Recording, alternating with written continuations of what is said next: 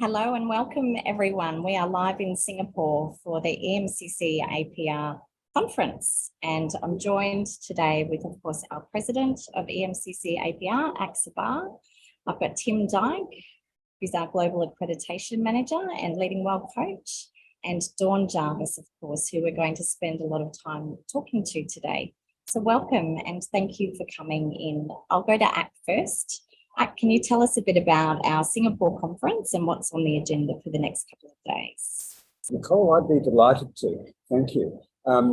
Welcome to our two-day conference here in Singapore. It's exciting. We've got a crew of people coming from around 17 different countries from around the region to partake in about a day and a half of connecting, sharing, and enjoying each other's company. And as you can see from the title of the conference, just coming together, the ability to actually physically come together and connect and confer and enjoy each other's company and learn from each other's wisdom is what the next 2 days is all about. We've got a really exciting lineup of guest speakers, but more importantly than just the content, each guest speaker has been asked to give a bit of wisdom, but more importantly, engage with the people in the room to give an experience. Because as we know, coaching and mentoring is an experiential thing. And we want everyone in the room to walk away from each session with something they can take with them and give as an experience with their clients. So it's not just an academic exercise being here over the next 2 days. It's an experiential exercise, so we all learn from it and take something practical that we can take with us. Now, one of those speakers is sitting here with us today, that's Dawn Jarvis, and we're really, really excited about learning from her the wisdom that she's brought together from Western and Indigenous cultures within our region, and how can we learn from that and take those experiences and wisdom into our practices all around the world and Asia Pacific. We also have Donna Shepherd, who is the exiting global chair of World Vision. She's going to talk to us how she's built a community of over 65 different boards around the world that have 37,000 employees, and how through COVID, she managed to keep that together and grow that as a world community, helping people in our communities globally who are in distress and who need real urgent help. How did she do that? How did she deploy it? I'm really interested to hear what that's going to be about. We also have some interesting guest speakers that are talking about diversity and the program that EMCC is running around that and building. And we also have team coaching and some really experiential learning that we're going to bring around team learning as we can, again, take out to the world and enjoy bonding teams and bringing teams together at higher levels of awareness through our coaching and mentoring. I'm not going to go any further into it. There's lots of stuff, but here are the main highlights. Thank you. That's awesome.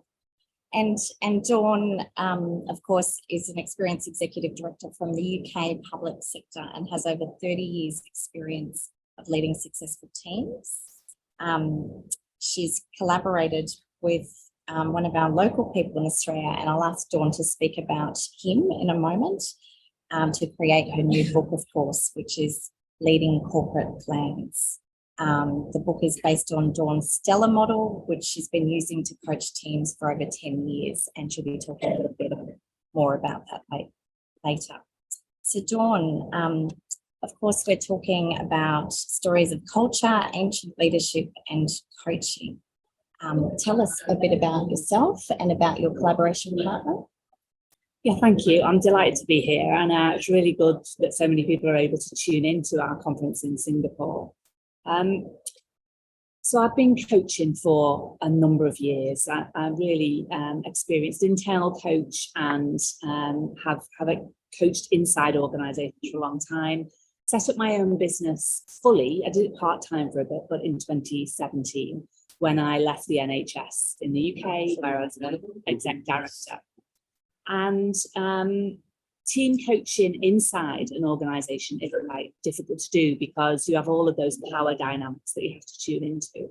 It's a whole different dynamic when you're coaching teams and coaching individuals from the outside.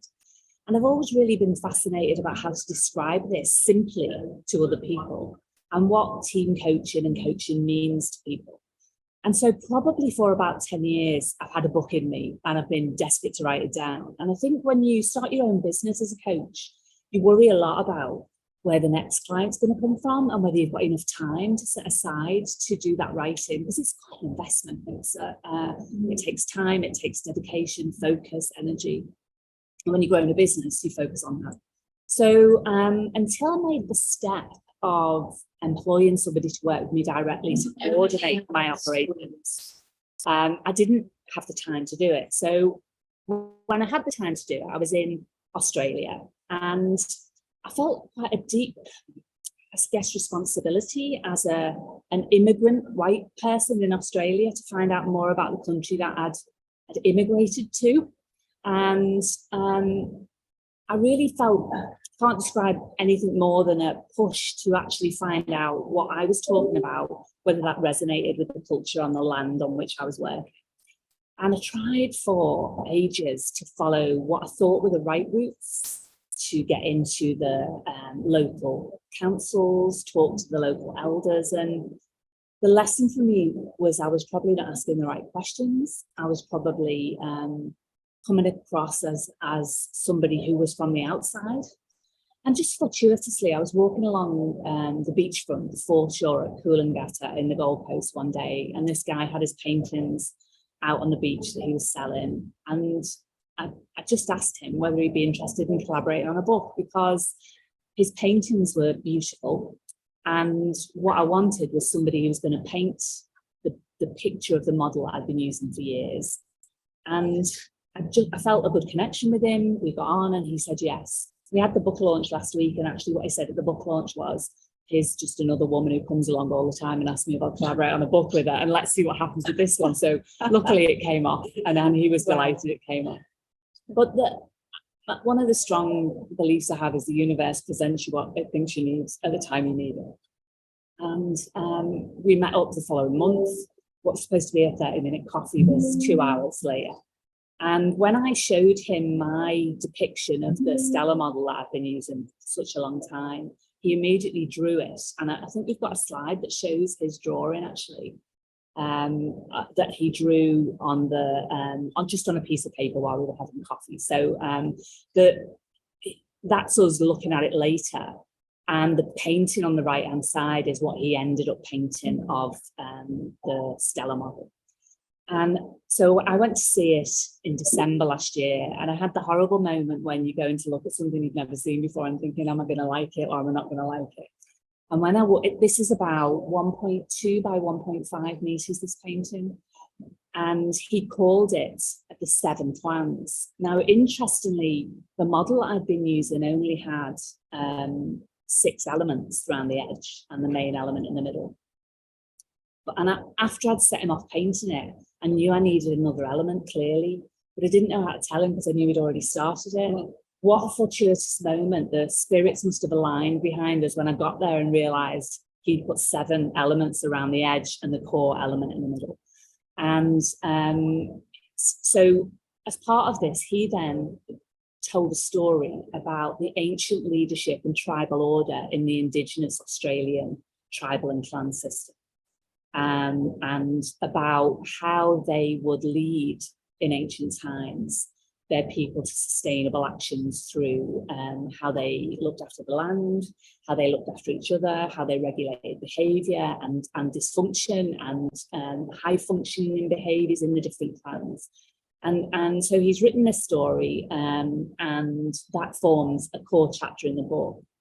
And then I go on to explain, based on that wisdom that they have used for, it's the oldest continuous culture in the world, how they then now would apply that into the corporate landscape that we might all coach in. And many of us that work in organisations, whether they're large or small, will have a corporate power structure to navigate, and how does that lead. So I think that the next slide will give us what the Stella model actually looks like in real terms when we use it in organisations. So there's the book, what the book looks like, leading corporate plans. Next one again, Dila, thank you. And So the Stellar model itself, as you can see, the depiction in graphics, the central element is the water that runs through that painting, which stands for purposefully.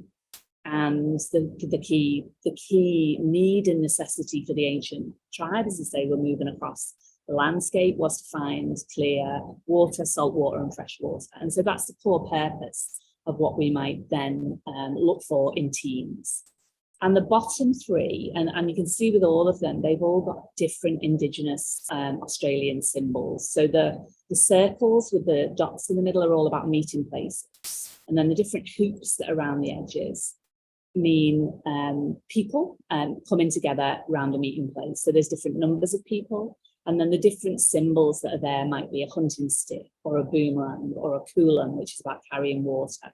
So the bottom three, the green, the blue, and the purple, are about the what we do in teams, so strategically, decisively, and accountably. And they're more the practical elements of how teams should be working in organisations. So Manu, who is the co-creator of the book, when he talks about strategically, he would talk about the tribal elders having a plan for the whole tribe, having a plan for a long-term vision for how the tribe is going to develop. And when he talks about accountably, he would talk about everybody understanding what their role is and how they then have to fulfill that role and be accountable to the other members of the tribes, for example, how the tribes would make decisions. And then the top four are a little bit more about how do we work together in teams.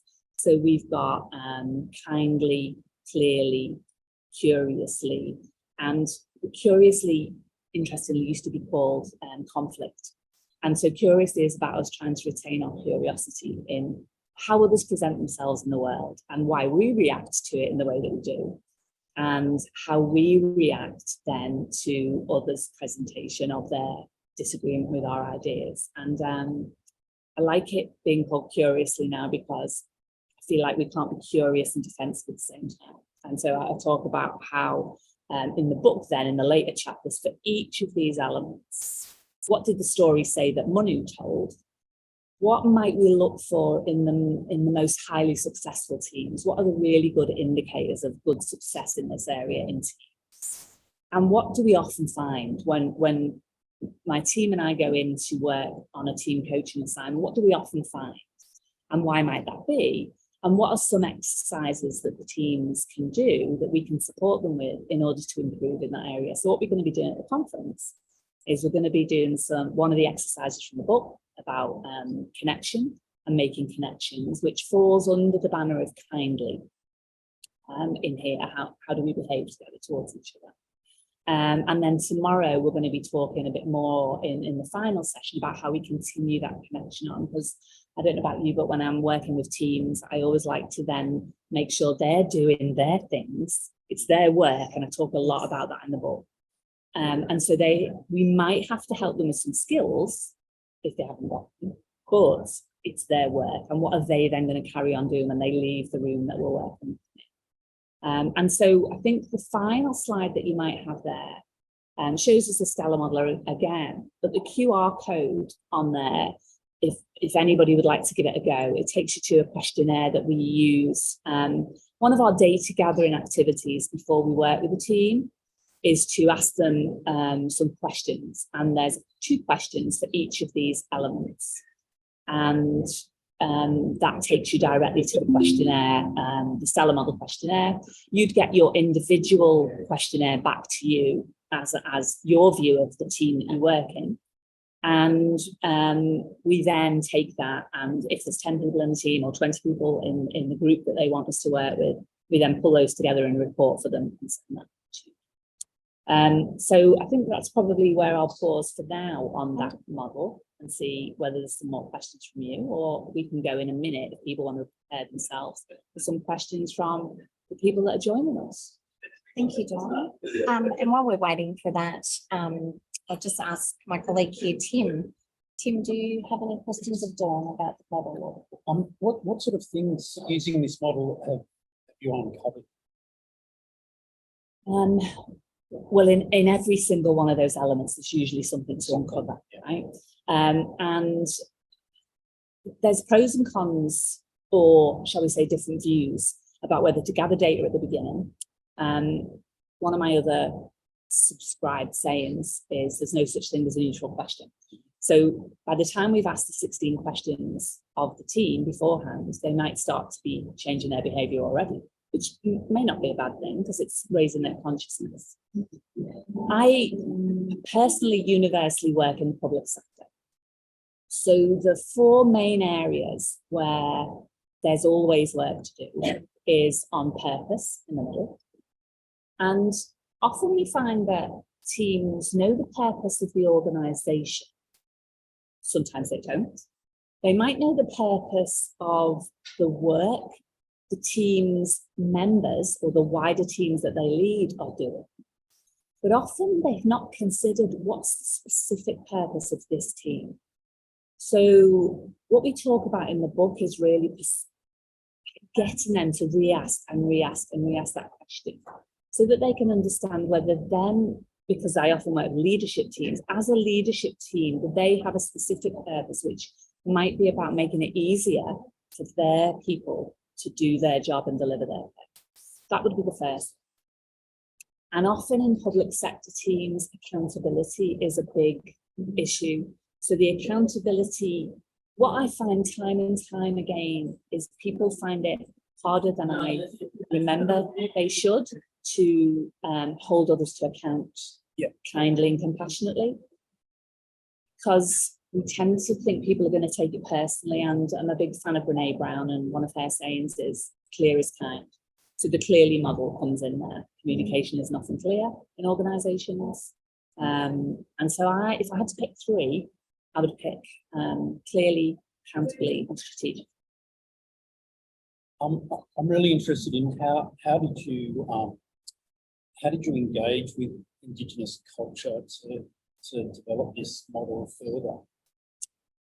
So on the Gold Coast where I'm based, there, because I then was able to make a really good connection with Manu, he has then reintroduced me onto other groups and people and his friends and his family members. And I've really been in learning mode, learning, understanding, listening mode for a good year on what their description is on what they call tribal order, and how that is something they would like to regain, and what they would, particularly for public sector leaders, and Manu does talk about this in the book, his hopes for the book is that corporate white Western leaders who run many of our organisations in Australia will read the book and have a greater understanding of the wisdom that can easily be shared by his people. And that will lead to his people who, if you look at all of the statistics in Australia, have poorer health outcomes, poorer educational outcomes, poorer justice system outcomes, etc. Of his people getting better services from the public sector. And I'm all for that. So just for instance, one of the people who I've worked with yesterday was the day before yesterday, I can't remember how long it took me to get to Singapore, was going in for a meeting in school because his daughter had been excluded from school because she'd retaliated on somebody who was racially targeting her. And the first girl was still in school, right? So he came to me to ask me for some wisdom about how to frame the conversation and which questions to ask. What beautiful, not a great situation, but what a beautiful outcome to be held in any regard by that community based on the work that we've done, but to be able to provide some support to get a different outcome in the world is just stunning. I'm delighted with that. Sort of the multiple contexts coming together, right, isn't it? Right. Through the book. Yeah. And when we had the book launch on Thursday night last week, his community and my community came together to share food, and he brought along, we had a welcome to country from one of the local elders, we had some Indigenous dancing, and they told some stories through their dancing. And he brought along loads of his other paintings, and then lots of his people came and read the book. And so I do feel that this will provide a bridge. And if anybody, and we can probably get this sent out, they introduced me, and I've never seen this before, to a beautiful story from Western Australia, which I may well know about, called Swimming in the River. It's a short clip on YouTube, and people will easily be able to Google it. And it's about Indigenous Australian families supporting their children to make the swim across the river to where the opportunities are, and it's different. And really, we need to learn how to go the other way across the river, and they need to learn to come the other way across the river, and we need to meet in the middle. And it's just a beautiful story that's told from lots of perspectives, and that I feel like I've put a few little stepping stones in the river, and that I like. And I guess I'm curious about that personal growth and journey for you through all of this, because you've been sharing your wisdom through writing this book. But what's been the inner journey for you in all of this? What have you learned?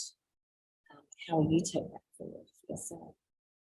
Yeah, I think it's interesting because I do work a lot with female leaders in organisations. So I do a whole training course on imposter syndrome. And at the start of writing this book, I think I realised how strong my own imposter syndrome was. So that's like continued personal work for me. That's okay. And I got more curious about the term team coaching when I was writing this book, because all of my historical training was via the US in the NTL organisation over there, in the elders of that stream of work. Gervais Bush and Brendan Reddy, all using the terminology of group process consultation, which may be familiar to others who are joining us on the call today. And I guess the team coaching didn't resonate for me until I joined the EMCC and heard about its terminology. So I've been doing quite a bit of exploration about whether or not what I'm used to doing in organisations is in fact team coaching.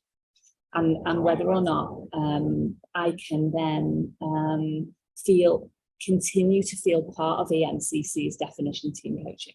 And some of the people may have joined me recently on an exploratory sessions that I ran, and then I ran one with EMCC, the Global Provider Summits monthly sessions a couple of weeks ago about team coaching and what I found out. So I ran 4 sessions, just asking the conversation of other people.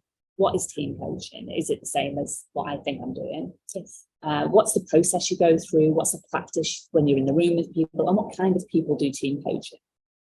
And I found out lots about what other people thought and lots about myself. We had many debates about whether you always need 2 people in the room when you team coach, whether you should do the data at the beginning, whether you should gather data at all, whether you should intervene, yes, whether you should share skills with them. And is it ethical to withhold those skills that you know that the team need if you've got them? So just a huge variety of questions. And I think where I've got to, and I'm still processing that really, is what I do and what the people who work with me do with teams in rooms is happily and beautifully happily fits with the definition, EMCC's definition of team coaching. The skills that we're using and the way that we're working with people sit within the 12 standards, and I'm really happy about that. And I sort of thought there's a few really big hitters in the world in team coaching, and I just sort of thought, why can't I be one of them? But I've been doing this for actually what is more like 20 years in like properly working with teams and getting great results when you let them do their work in a safe container. So imposter syndrome aside, I'm quite good at it actually. So I really want this book to be the start of me putting a marker in the ground about what I do, what we do, the people that I won't say trained, because I'll come on to that presently, but who I've coached to be team coaches. that we want to be a voice in the topic of team coaching for EMCC. And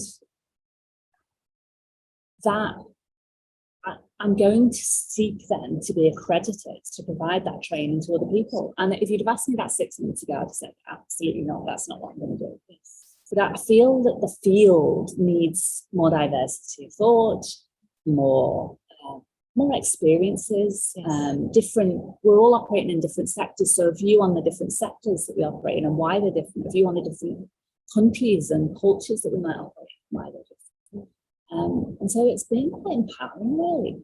Hard work with the book, but empowering, and I feel very positive having got to this position. It's really exciting, Dawn, and delighted to hear about the team coaching, potentially about that becoming an accredited team coaching provider course. It's, it still is such an emerging area for EMCC, and we'd love to support you through that process. Yeah. Can people please put questions for Dawn in the chat? And while we're doing that, I might ask another question. Dawn, what really resonated with me was your contact and your touch with Indigenous knowledge.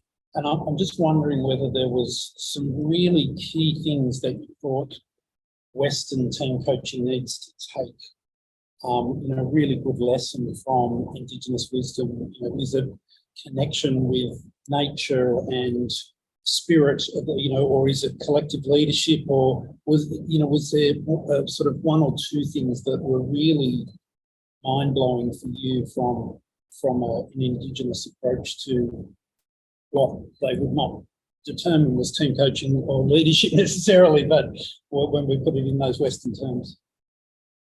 Yeah, I think there's probably 3 things. I think the first thing is connection to country. So the terminology that the Indigenous Australians would use, they would be on country when they're connected to country, and their land management knowledge is phenomenal. So if we can connect that to climate change and sustainability, oh boy, what have we got to learn?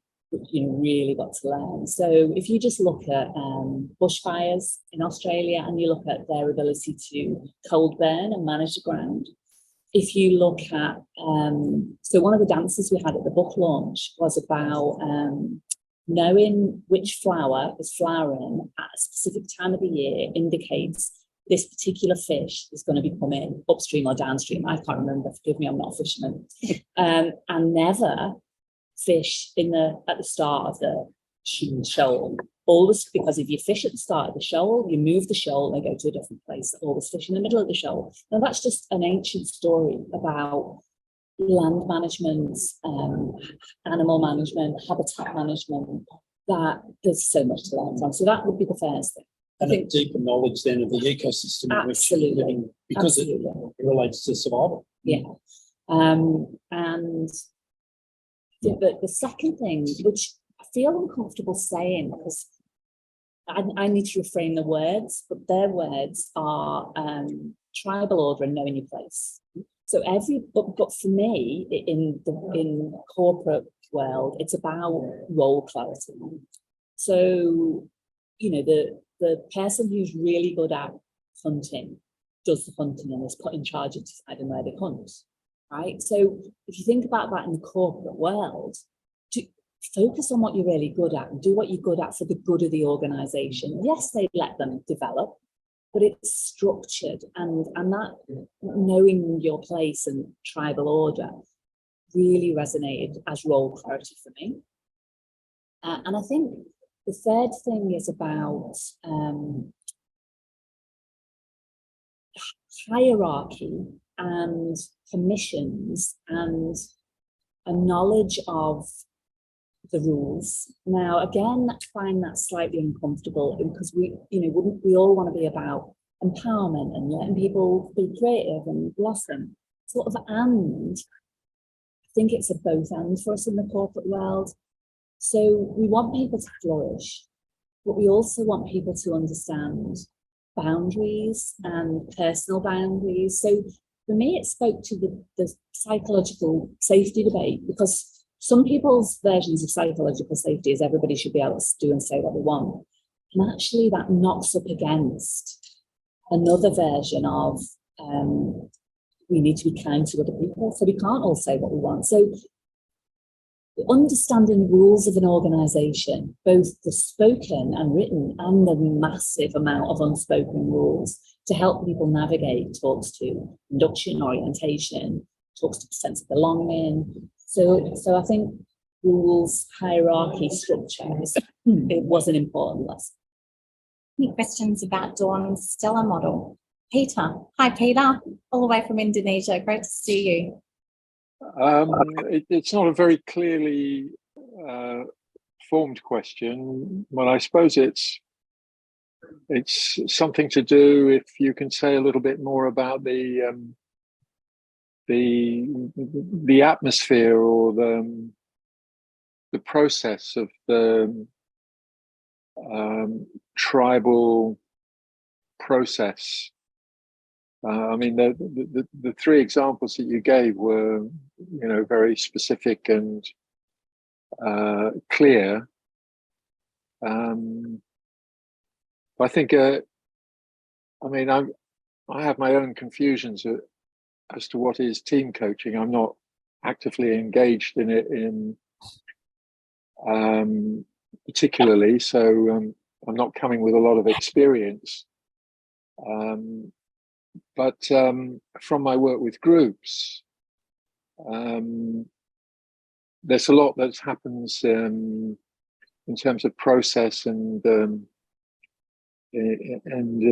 invisible. And I'm just wondering, were there any interesting things that you picked up in terms of how Westerners or tend to relate to each other as opposed to the indigenous people that you worked with in local context?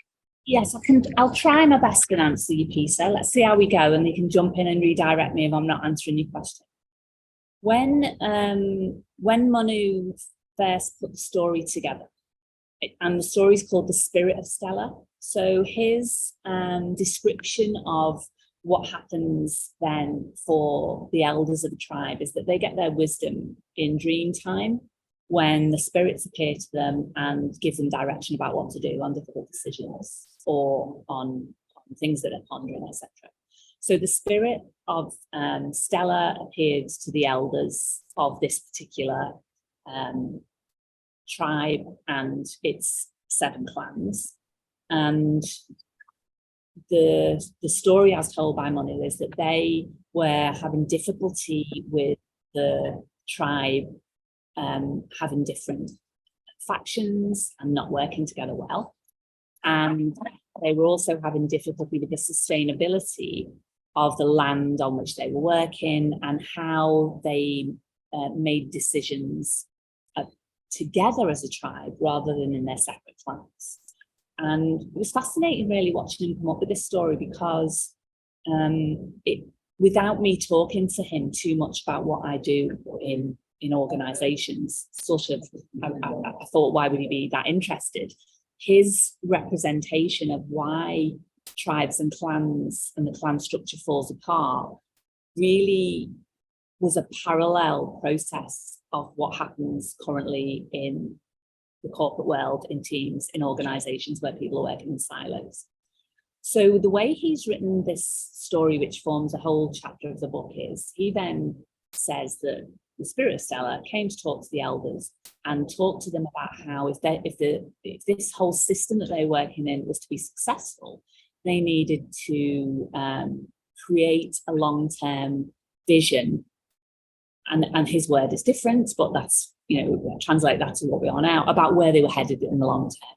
Make it compelling so that everybody can buy into it and understand what their role was in it, how they had to behave, how they had to work. And so he goes through all of those 8 elements that, remember, there's 7 around the outside and purposefully in the middle. He goes through each of them and explains what that means to a tribe who is trying to be successful in ancient times in living from the land and working together well to manage that land. I then use his story and talk about how that shows up currently in the world of work.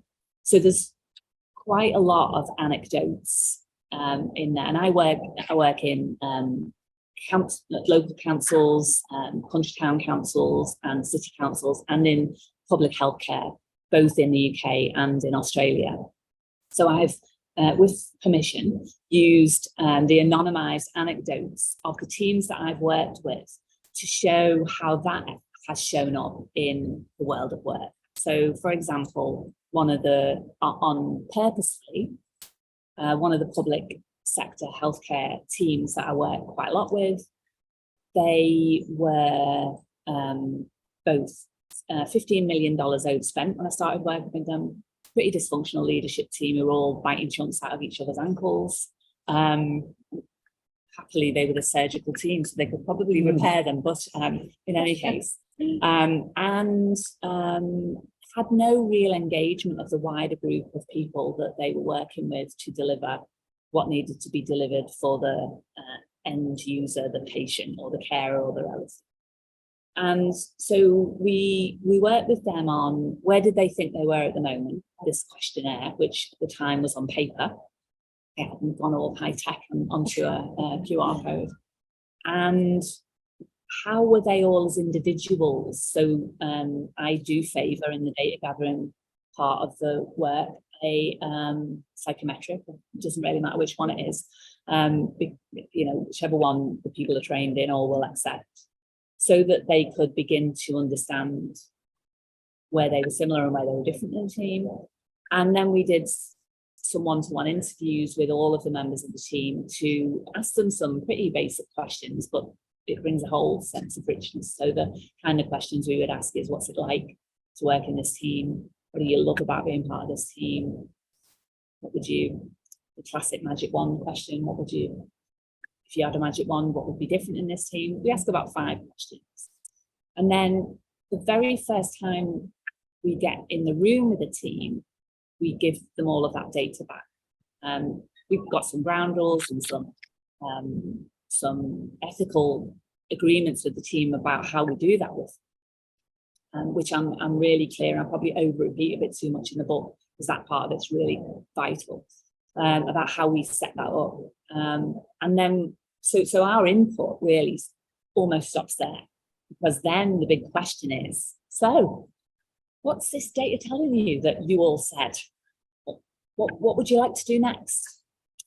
And as to your question earlier, Tim, it usually will be, well, we need to work on purpose, don't we? Or why don't we look at accountability? And then we are holding them in that safe container that we will have created with those boundaries that we put in place prior to working with them. It's about asking them questions as we go along as to, oh, well, that's interesting that you're all now saying that. What would you like to do with that next? Where would you like to go next? What else could you do? So the questions will be really similar to coaching questions, but it's the group then being able to work together to answer those questions. And I think up until this point, it isn't something that we've done, apart from, I'll give you one other example, to absolutely use all of the ancient symbols and the ancient stories in our work with teams.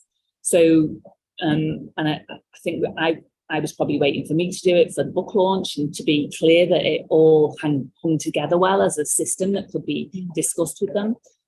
My colleague on the team, who she works purely with the private sector, she's currently working in Austin, in Texas, and in Berlin with a global energy trading company.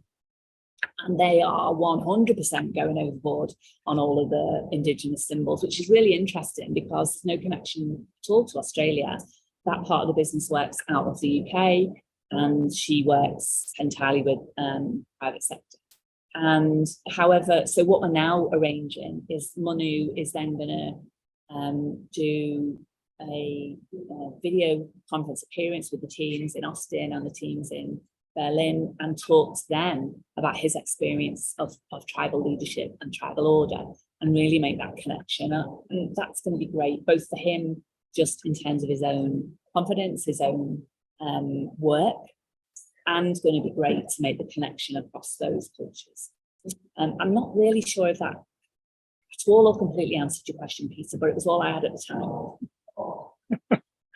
Well, it's certainly a fascinating continuation and extension of what you've been sharing. So, you know, whether or not it completely answered the question it's neither here nor there. It enriched the sense of what it's all about. I don't know if others have questions. I mean, I still have a couple more that have come up. Yeah, sorry. Yes, please speak up. Yeah, firstly, thank you. Very insightful discussion and topic. And I was just hoping, Dawn, just to, you know, get an insight on all your work in the healthcare sector as well as public sector. What have been the most, either in all the teams that you've worked with the model, what have emerged as the most enabling and likewise the most limiting aspects in this model, of those top 2-3 things that were really enabling a team and similarly limiting a team, based on your practical experience on the ground? Thank you. Great question. I think the things through all of my experience that limits teams, and I'll start off with that so that we can end on the enabling ones, that limits teams the most is ego and a lack of ability to show vulnerability of any sort, right? So one of the elements of the model is called vulnerably. And one of the exercises that I would often use with groups or with teams, and it's, so at the back of the book, there are 5 my top exercises that I like to use with teams and groups, and anybody who will listen to them really, under each one of those elements. So under vulnerably, one of them is one that we're going to use today here. It's called turning points. So I won't spoil that for people who are attending here today. The other one is either 6 boxes, or you can have as many as you want. And it's a really, really simple exercise that I use for people getting to know each other and making connections. So they just split their own flip chart or big piece of paper into 6 boxes. And usually they would put at the top left hand, it's all pictures, absolutely no words on the page. So a picture of how they would like others to see them. Next box is a picture of their most closely held value. And then the middle 2 are a thing in the last 6 months I'm most proud of, a thing in the last 6 months I most regret. And then where the team work comes in is the bottom picture is usually a picture of the way I see this team now and a picture of the way I would like to see this team in a year or 6 months or however long.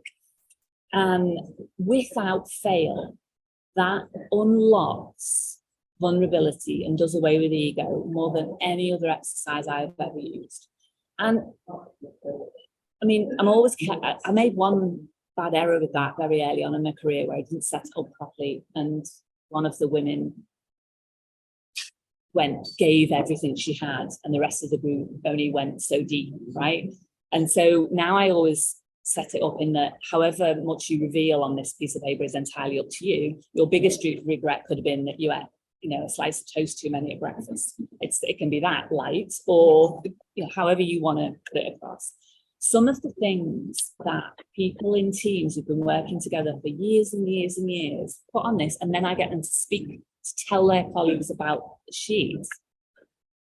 I mean, they're just amazing things that they reveal to each other. So that immediately, if you start off with that, when you do that, here's your data, and by the way, should we just break the ice? You just have it really light. So ego and vulnerability hold teams back, and if you can very early on in working with them unlock that in some way by using a really simple exercise, that would be amazing, and that is a great enabler. Wow, and thank you for the question, and thank you for that, Dawn. we're going to need to begin to wrap up our session as we have our conference attendees just entering into the room where we are, because of course we're starting in a bit over 10 minutes here. So by way of wrapping up, I'm just going to ask Tim and Dawn for their reflections on our conversation. And I'd like to ask each of you also, do you have a reflection word or something you'd like to share in the chat as we wrap up in sharing your experience of what you've heard today? My reflection, Dawn, and I'm happy to start, was how powerful that story was around swimming across the river and the opportunities, and thinking about, as a practitioner, what are my opportunities to support those stepping stones you talked about in our going back across the river. I love that. I'm certainly going to look at that YouTube video. Is that the right name? Yes, swimming across the river, Swimming I think, across the but I'm river. sure we can share it more Yes. broadly. Okay, so Susan, thank you for your reflection. Susan said, I look forward to reading your book and glad you're providing an added perspective to the team coaching space. Peter's talked about the place of symmetry in the model. Grant has said, thought-provoking, linking ancient wisdom to present day. Absolutely. And Peter also said, the relation of ego and vulnerability feeds me. Thank you, Peter. And happy to connect. Thank you. Happy to Yes, connect. lovely to see you. Great to see you, Peter. Yeah. Tim, what about yourself? I just congratulate you, John, on broaching the gap between Western and corporate knowledge and Indigenous knowledge, and I think there's so much more that we can gather from Indigenous people, and in our case, Aboriginal and Torres Strait Islander people, but Indigenous people across the board. So thank you. Yeah, yes, and I will just accept those thanks, as I'm not used to doing that. I'm used to, as many people are, saying, oh yes, but it's not that much. And because it is true also to say, look, this is just scratching the surface. Yes. And I do think as a whole community, it is a responsibility to connect wherever you are and with whoever are the people that know about the place on which you're working, and do your best to bring that into your work. And that connection, I think for me, connection would be the words that I would use to encompass all of this. So connecting well to all of our backgrounds and what we bring to that new conversation now in the current day is a responsibility I don't take lightly. Absolutely. Thank you so much, Dawn, and thanks for joining us today. And we wish Dawn well, of course, with her place in the conference over the next couple of days. And thank you for being in the room with us.